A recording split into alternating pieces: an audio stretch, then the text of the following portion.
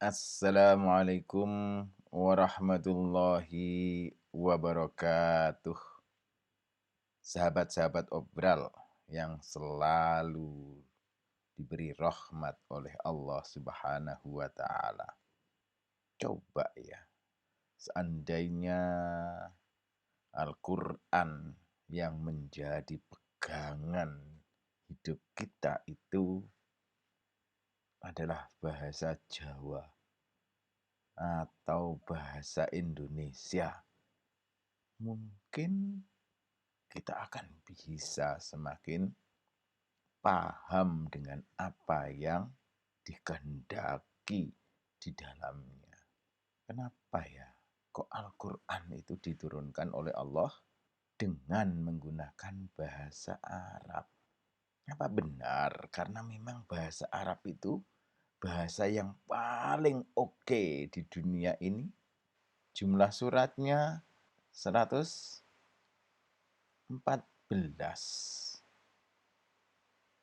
Dan apakah memang benar bahwa jumlah ayat Al-Quran itu 6.666? Mau tahu kenapa? Yuk ikuti terus obrolan ini sampai selesai. Insya Allah akan banyak inspirasi yang kita dapatkan dari obrolan ini. Bismillah, alhamdulillah, wassalatu wassalamu ala rasulillah Muhammadin wa ala alihi wa sahbihi wa man tabi'ah. Rabbi syrah li sadri wa yassir li amri wahlul 'uqdatam min lisani yafqahu qawli waj'al li waziram min ahli. Kadang memang sering muncul pertanyaan-pertanyaan di benak kita, kenapa Al-Quran itu diturunkan oleh Allah dengan menggunakan bahasa Arab. Ya, kalau logika sederhana kita, ya karena memang Rasulullah itu orang Arab, ya karenanya wahyu diturunkan dengan menggunakan bahasa Arab. Coba seandainya Rasulullah Muhammad itu orang Jawa, pastinya Al-Quran juga akan diturunkan oleh Allah dengan menggunakan bahasa Jawa. Kalau seandainya Rasulullah itu adalah bangsa Madura, tentunya juga Al-Quran akan diturunkan oleh Allah dengan bahasa Madura. Tapi kita nggak usah berandai-andai yang seperti itu. Toh Al-Quran memang sudah diturunkan oleh Allah menggunakan bahasa Arab. Kenapa? Ya karena dalam teori komunikasi, kalau ada beberapa pihak berkomunikasi antara satu dengan yang lain,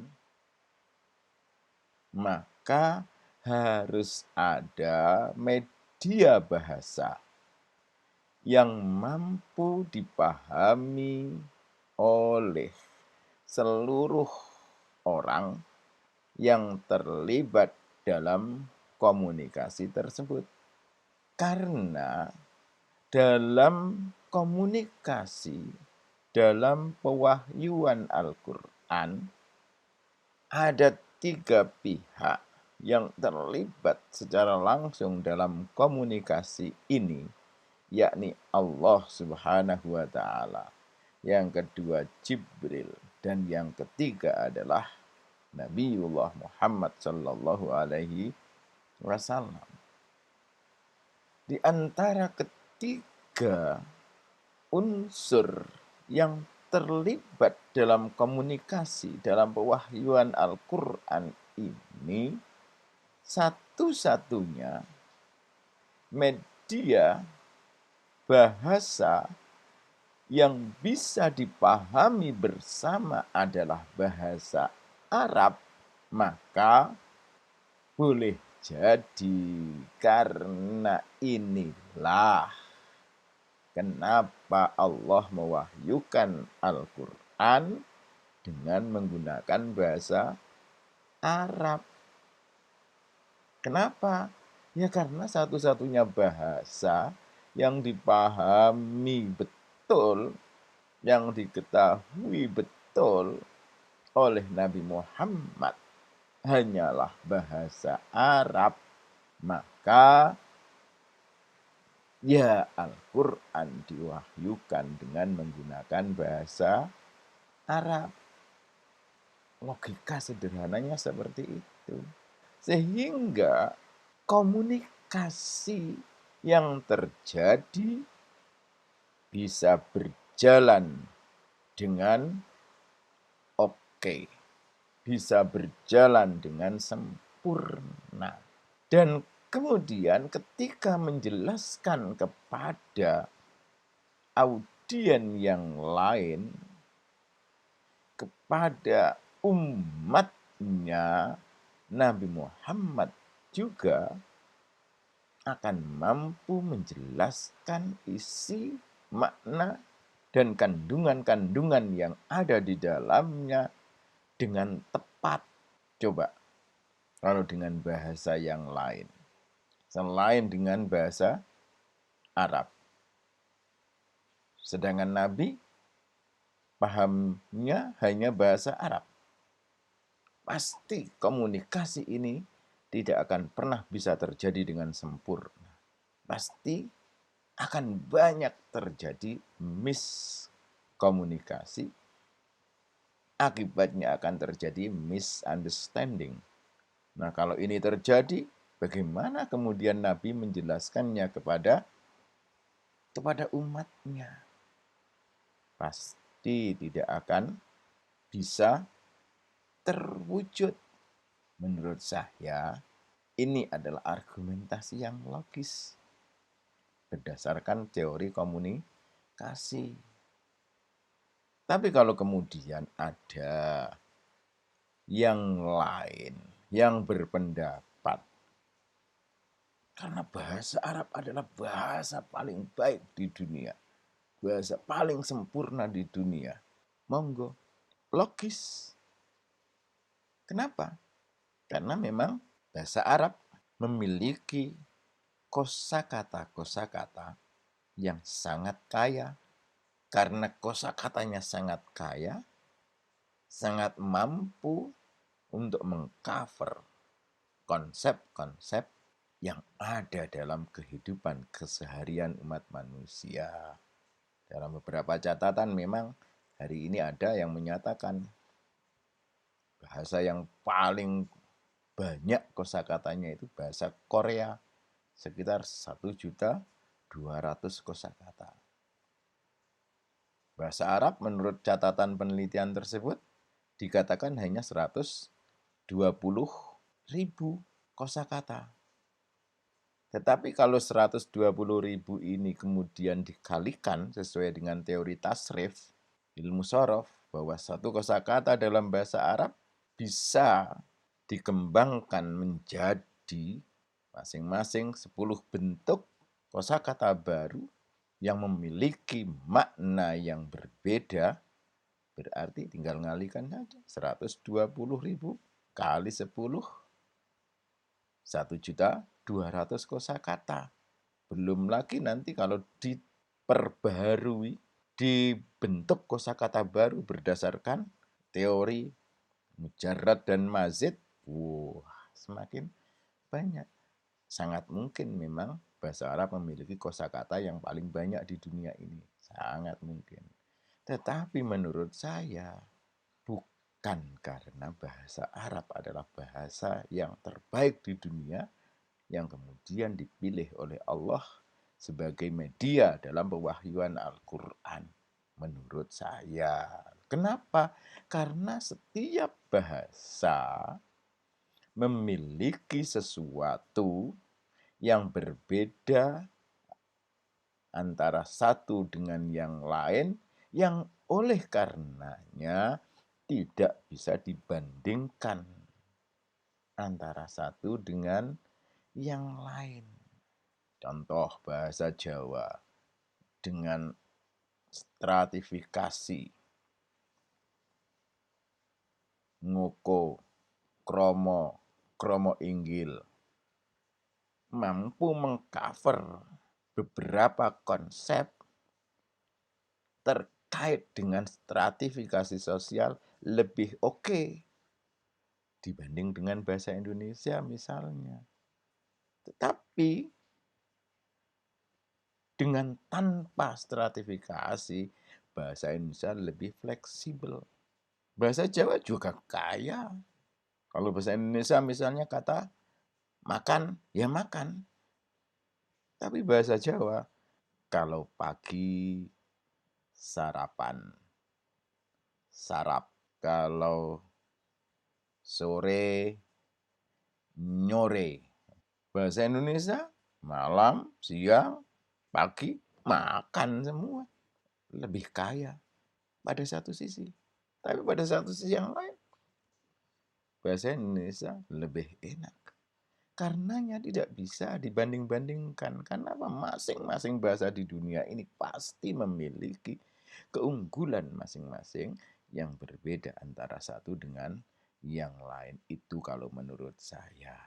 Tetapi penjelasan tersebut sangat logis. Demikian juga sebaliknya. Jangan memandang persepsi lain juga keliru. Karena hari ini ada yang mengatakan, keliru itu. Kalau kemudian kenapa Allah mewahyukan Al-Quran dalam bahasa Arab?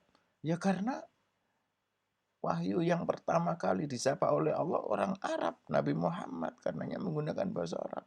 Keliru penjelasan seperti itu. Nah, mengkelirukan inilah yang tidak oke. Apapun logika kita baru cocok di nalar kita. Dan harus ingat persepsi apapun yang keluar dari nalar kita bersifat relatif, tidak objektif. Dan jangan pernah mengobjektivisir sesuatu yang relatif. Apalagi bawa nama-nama Allah. Memangnya siapa lo? Kok tahu persis apa yang dikehendaki oleh Allah Subhanahu wa Ta'ala? Kedua, apakah tulisan ayat-ayat Al-Quran yang sering kita baca pada hari ini sama dengan ayat-ayat Al-Quran yang ditulis para sahabat pada masa Rasulullah Shallallahu Alaihi Wasallam? Tentu saja tidak sama, dalam arti nggak ada harokatnya, nggak ada titiknya. Sebagaimana yang kita kenal, yang kita nikmati pada tulisan ayat-ayat Al-Quran pada hari ini. Kalau kita melihat tulisan ayat-ayat Al-Quran dari manuskrip-manuskrip yang sampai pada kita, tidak ada tanda harokat, tidak ada tanda titik yang membedakan antara huruf to dengan do, antara nun dengan ta. Gak ada. Model hurufnya sama, menunjukkan huruf yang berbeda. Coba kalau kita hari ini nemukan manuskrip yang seperti itu, aduh, pusing pasti bacanya. Tapi kok orang Arab dulu bisa baca? Ya karena mereka sudah kulino, sudah terbiasa. Sehingga meskipun bentuk hurufnya sama, cara bacanya berbeda, tidak persoalan bagi mereka. Contoh kita hari ini misalnya, ketika kita chatting, ketika kita WA-an, banyak kata-kata yang kemudian kita singkat. Hanya terdiri dari konsonan saja, tanpa disertai vokal, atau bahkan hanya singkatan-singkatan sedikit saja. Tapi tetap kita bisa baca. Misalnya YG. Kira-kira orang mulai dari Banda Aceh sampai kemudian Papua pasti membacanya yang. Kalau bukan membaca yang, kurang gaul mereka. OTW. Kalau yang suka medsos, familiar dengan medsos, pasti maknanya on the way. Kecuali kalau Anda punya bahasa tertentu, artinya apa? Ojo takon wae misalnya. Tapi itu secara khusus, tapi secara umum orang mengerti itu. Padahal hanya OTW. Berapa kata yang dihilangkan? Berapa huruf yang kemudian dihilangkan? Tapi kenapa kita bisa baca? Karena kita sudah terbiasa. Demikian juga orang-orang Arab pada saat itu, meskipun tidak ada harokatnya, bentuk hurufnya sama, tapi mereka bisa membaca dan membedakan itu dengan benar. Barulah ketika kemudian banyak orang-orang non-Arab, orang-orang ajam, memeluk agama Islam dan mulai belajar bahasa Arab, di situ mulai tampak adanya kesulitan dalam memahami dan membaca huruf-huruf yang selama ini mereka anggap sudah sangat familiar strukturnya. Karenanya suatu ketika, karena interaksi dengan orang-orang ajam ini sudah sangat-sangat tinggi, maka tingkat rasa penguasaan bahasa di antara orang-orang Arab juga mulai terjadi penurunan. Itu sebabnya suatu ketika anak Abu Al-Aswad Ad-Du'ali ketika memandang langit, dia berkata, Ma ahsanus sama. Karenanya langsung dijawab oleh Abu Al-Aswad, karena ada bintang-bintanglah langit itu menjadi indah. Apa kata anak Aswad? Ayah, saya tidak bertanya kenapa langit itu menjadi indah. Tapi saya mengagumi begitu indahnya langit. Kalau begitu, hai anakku, kata Abu Al-Aswad, jangan katakan ma ahsanus sama, tapi ma ahsanas sama. Mulai terjadi tingkat kemampuan berbahasa yang kurang di kalangan masyarakat Arab sendiri.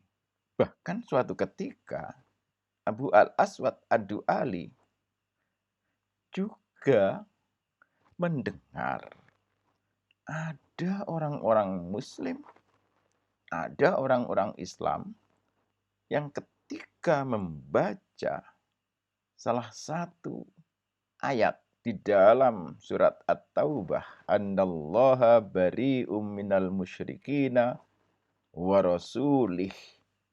Madek begitu kata Abu Al-Aswad. Kenapa? Karena ayat itu bacaan yang sebenarnya adalah "Annallaha bari'um minal musyrikina wa rasuluh." Artinya sesungguhnya Allah berlepas diri dari orang-orang musyrik. Demikian juga Rasulnya juga berlepas diri dari orang musyrik. Tapi kalau kemudian dibaca wa rasulih, maka artinya menjadi lain. Sesungguhnya Allah berlepas diri dari orang-orang musyrik dan Rasulnya, bahaya. Karena melihat sesuatu yang seperti inilah, ketika Ziyad ibnu Abi Sufyan meminta dia untuk membuat solusi atas kemungkinan hal ini tidak meluas di kalangan umat Islam, maka Abu Al-Aswad Ad-Du'ali berinisiatif menambahkan titik di atas sebagai pembeda, sebagai tanda bacaan fathah, titik di belakang sebagai tanda bacaan dhammah, dan titik di bawah sebagai tanda bacaan kasroh. Itu ya memang pada masa Rasul nggak ada. Tapi inovasi seperti ini sangat diperlukan untuk memudahkan terutama orang-orang yang pemahaman bahasa Arabnya seperti kita yang pas-pasan. Inilah yang kemudian hari disebut dengan nuktah i'rabi. Inilah yang kemudian hari disempurnakan lebih lanjut oleh muridnya Khalil bin Ahmad Al-Farahidi dengan tanda fathah, tanda kasroh, tanda dhammah, tanda tanwin, tanda tasydid, tanda sukun, sebagaimana yang kita kenal hari ini. Itu baru selesai satu, masih ada lagi. Bagaimana cara membedakan antara dua huruf yang berbeda tetapi tulisannya sama? Antara nun dengan ta, dengan sa, dengan ya. Antara to dengan do, so dengan dot, dal dengan zal, ro dengan za.